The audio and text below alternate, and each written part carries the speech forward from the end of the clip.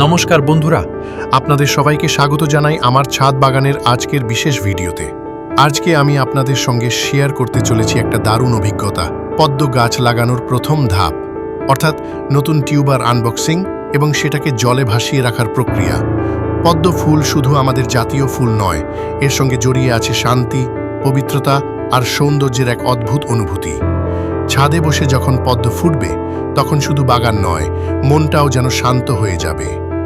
তাই অনেক দিন ধরেই ইচ্ছে ছিল একটা পদ্ম গাছ লাগানোর, আর অবশেষে আমি অনলাইনে একটা ভালো কোয়ালিটির লোটাস টিউবার অর্ডার করেছিলাম।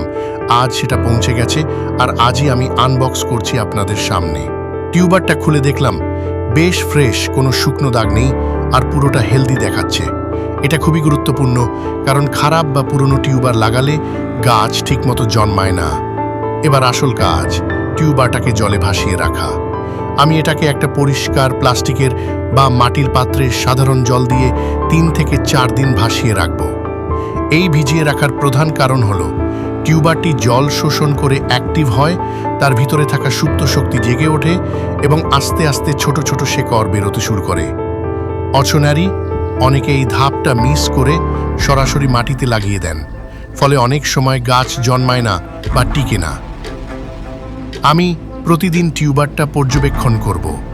যদি দেখি শেকড় বেরোচ্ছে বা অঙ্কুর আসছে, তখন বুঝব এটা বসানোর জন্য প্রস্তুত। এরপর আমি এটাকে একটা বড় প্লাস্টিক ড্রামে বা সিমেন্টের চৌবাচ্চায় বসাবো, যেখানে প্রায় 8 ও 10 ইঞ্চি পুরু কাদা মাটি থাকবে এবং উপর থেকে জল ঢালা থাকবে।